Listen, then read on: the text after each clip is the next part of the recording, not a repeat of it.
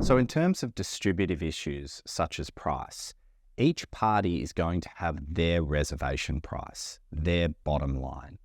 So for example, you may have a buyer who's willing to pay up to $100,000 and a seller who's willing to sell for as little as $80,000. Now between those two reservation points, there will be this zone, and that's called the zone of potential agreement. If the parties are logical, they'll agree within this zone, certainly on the issue of price. Now, there may be times when there is no potential zone of agreement. So for example, let's say the most a buyer was willing to pay was $85,000 and the least a seller was willing to accept was $95,000. You could see there that there would be a gap, right? A gap of $10,000. So that is how far the parties are apart. So one of two things happens if that's the case.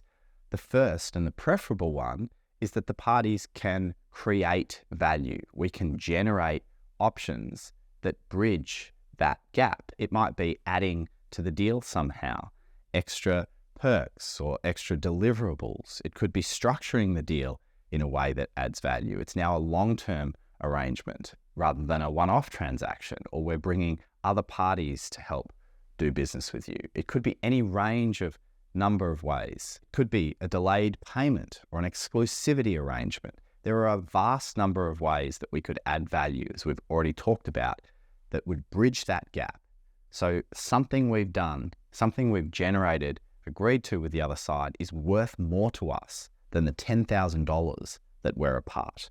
That gap has been bridged. The other thing that can occur is we've tried to do this, perhaps with the other side, but we haven't managed to be able to bridge the gap. The value hasn't been generated. The pie is as big as it was ever going to be. If that's the case, then we simply go and we pursue our best alternative, because that's what dictated our bottom line.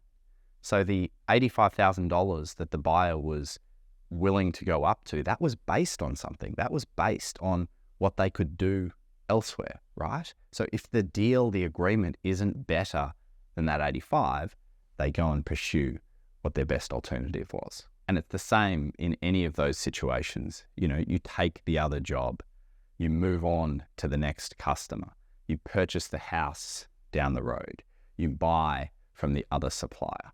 So having said that, having talked about the zone of potential agreement, and it's a relatively simple concept that you're familiar with now, there's a couple of key things that we're trying to do in relation to that zone. The first is knowledge is power.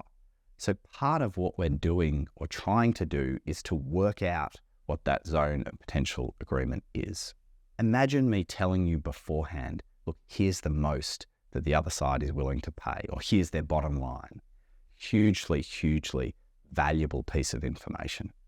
So part of what we're doing in our preparation is, sure, we're working out what ours is, what our walkaway number is, but we're also trying to predict theirs. What have they transacted for in the past? What does the price history look like? What do we think their best alternative is worth to them? What do we think their capacity to pay actually is? And then at the table, negotiation is primarily an information gathering exercise. We're going to talk about this in later modules, but we're listening for things. We're working out what their capacity to pay might be. How did they respond to that particular series of proposals? What did we think their capacity to pay looks like based on their best alternative, or what they just revealed that they might do away from the table? Are they a qualified buyer? Do they have the resources and the funds? All these things we're constantly trying to gauge and work out to understand and estimate what the zone of potential agreement actually is.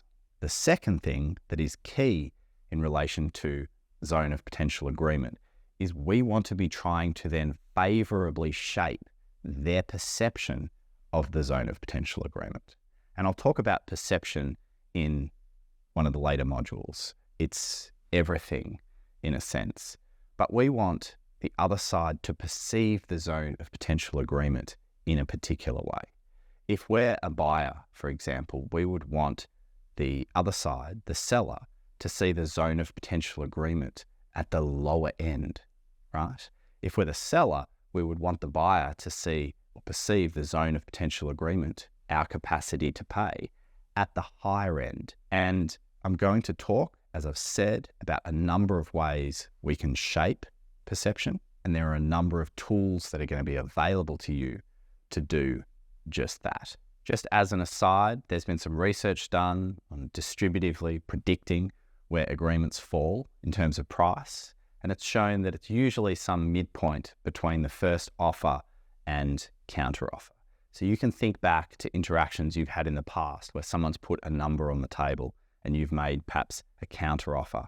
The agreement is likely going to have been arrived at somewhere between those 2 points, which makes sense. But it does lead us to the next lesson, and that is, how do we go about setting targets?